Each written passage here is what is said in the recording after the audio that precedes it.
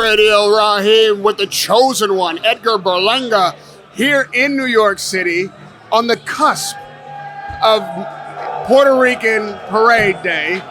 We can hear people going crazy. I don't know if it's for the soccer match or for the Puerto Ricans, but let's just say it's for your comeback. It's been a year to the day tomorrow since you were last in the ring. I want to talk about that 12 months because at your stage of your career and your age, you would never imagine that you would be inactive for a year. What's it been like having to wait this long to climb through those ropes again? It was a roller coaster, definitely a roller coaster. You know, I was suspended. I left Top Rank, and I got with the best promotion in boxing. You know, Matchroom, the Zone. I feel like, man, it's a blessing. You know, everything happens for its reason. You know, God had His plan. I didn't know what He was doing, and He made everything fall into the way it was supposed to be.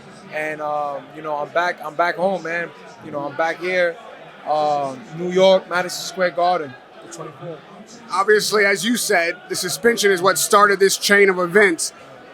In the ring, crazy things happen. I know you've already apologized, but just in the moment, can you talk me through what was going through your mind when you put your teeth on another fighter? Nah, it wasn't. I didn't put my teeth. It was like an attempt to bite, but I feel like the suspension came about because they went and it went on like the Jimmy Kimmel show, like the next day, and Mike Tyson was promoting his ear bites, his weed brand.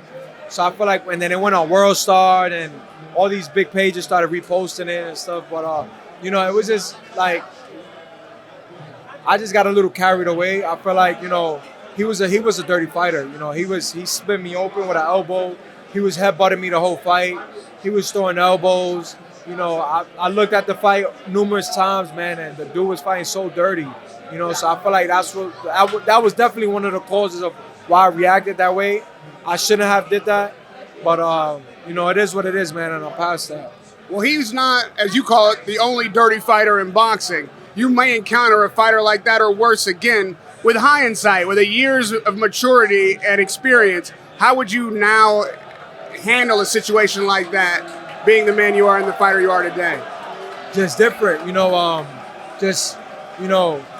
work my tactics now. You know, I learned a lot from that fight. You know, as for fighting for a very dirty fighter. You know, a guy that uses elbows, headbutts. You know, and also with the ref, it had a lot to do with the ref.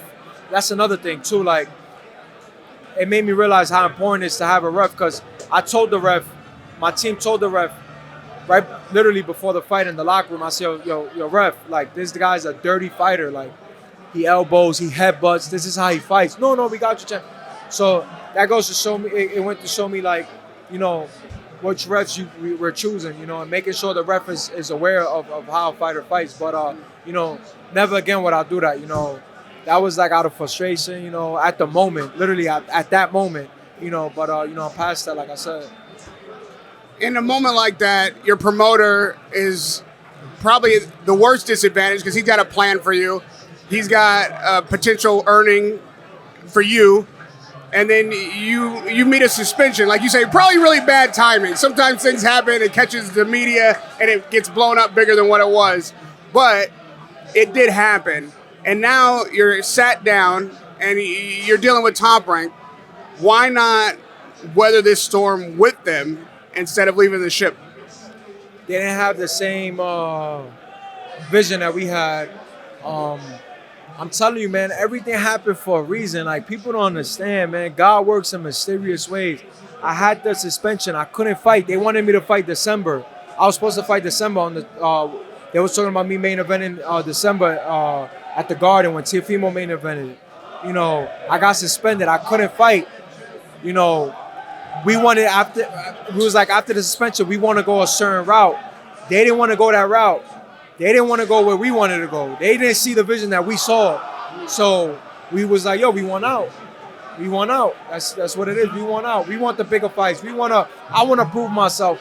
I want to go up there with the top dogs. You know, this is what boxing is, right? You know, I feel like right now I can't sit down and just wait on them and fight another 4 or 5 guys that fight like Angulo. That's what they wanted. They wanted me to fight 4 or 5 more guys like Angulo, and I was like, nah, I'm not doing that. No, I'm 20. I'm about to be 26 years old.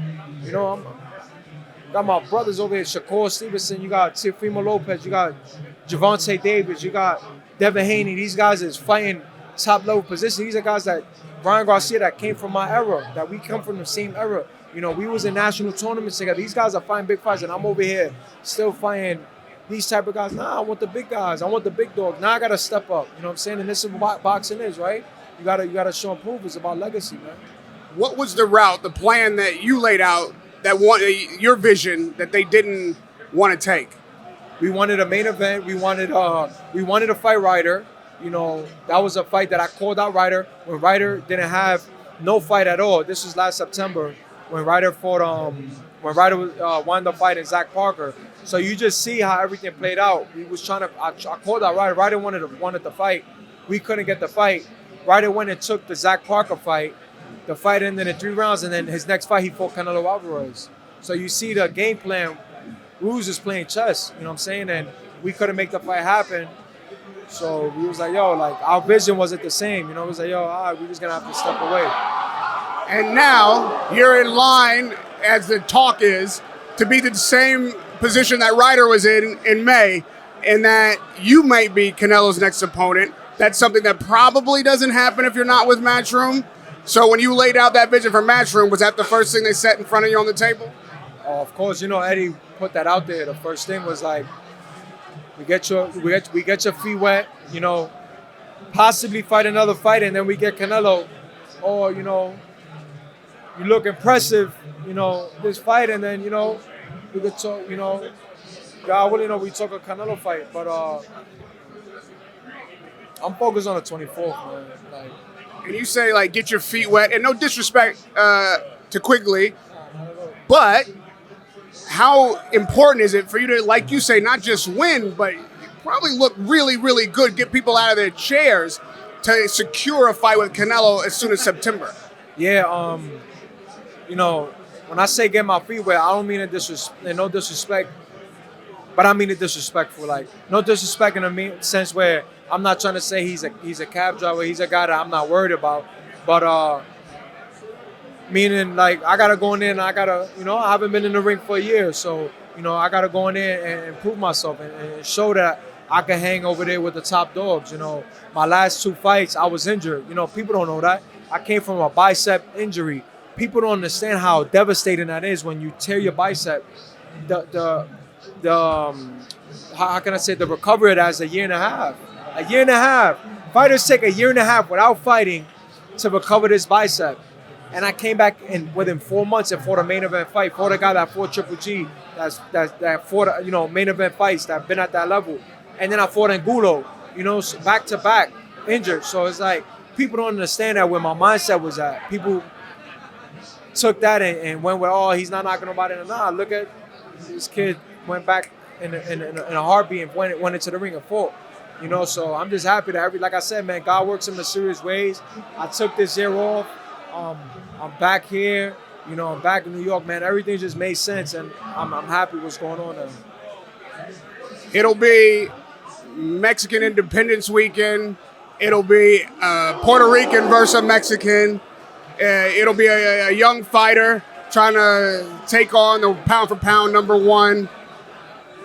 But you'll be a big underdog, no matter what happens on the 24th. Do you understand that?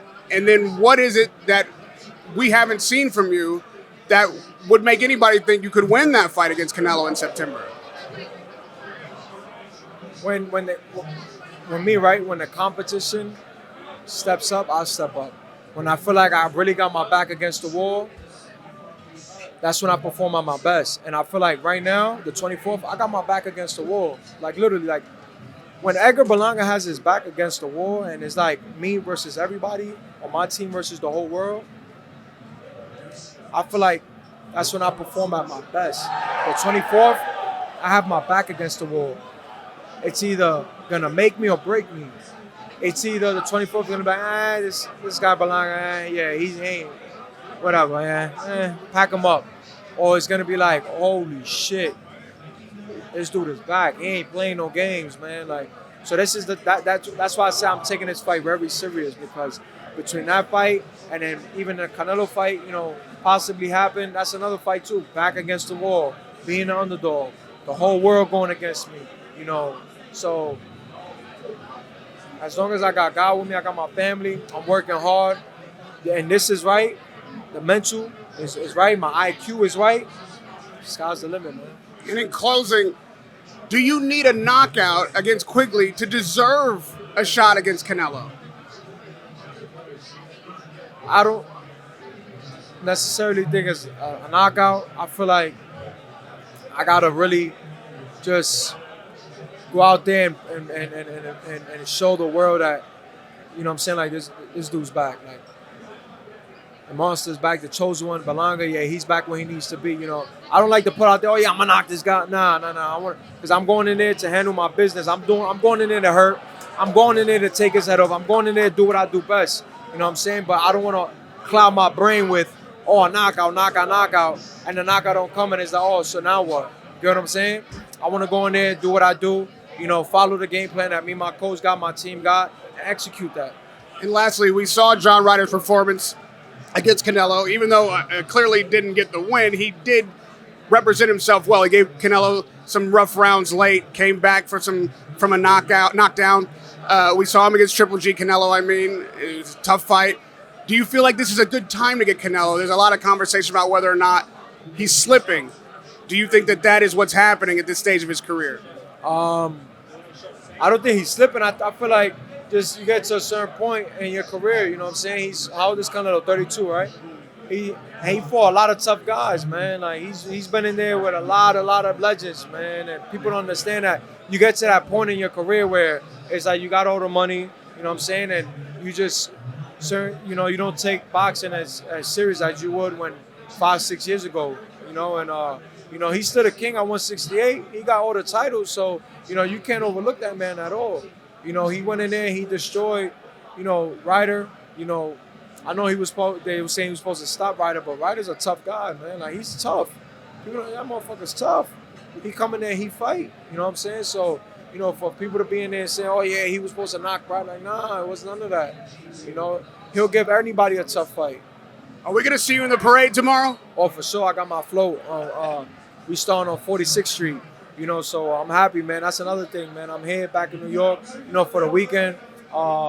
Puerto Rican Day weekend. I got my float, man. So I'm with my family, seeing my fans out there, promoting for the fight for 24. Yo, you gotta have Radio Rahim on the float. Like, I'm calling my spot right now. I'm gonna talk to your brother. When you see the float getting loaded, don't look shocked when you see me climbing the stairs. Nah, for sure. Definitely, man. You could come. I got shirts for you, man. Puerto Rican shirts. It's done. You bring the camera out, we could do interviews over there too, man. And we're on. How hard is it to be in camp while all the Puerto Ricans are celebrating on a weekend like this? Yeah, it's hard, man. It's hard. I fought last year on the weekend, and it was crazy, man. Usually I like to celebrate, like today, today's the festival. Uptown, like 100, 112, 113th. It goes like 10 blocks. So today's the festival. And tomorrow's the parade, so I'm in camp. I can't eat what I want to eat. I want to go right now uptown and go grab some empanadas and stuff, you know what I'm saying? But I can't do that, I'm on a diet, so it's tough right now. But I'll probably have a nice little empanada after the fight. A message to all the Puerto Ricans that'll be out tomorrow and come out on the 24th to see Berlanga's return. Oh, man, it's my comeback fight since a year. The 24th, man, I just hope all my fans, my supporters, all the Puerto Ricans that's here, I love you guys. Te amo, Puerto Rico, mucho, ya tú sabes, como siempre, Edgar Berlanga. And, the 24th, 24 de junio, en Madison Square Garden, in New York, estamos arriba. What he said. I'll see you tomorrow on the float. Radio Rahim with the chosen one, Edgar Berlanga.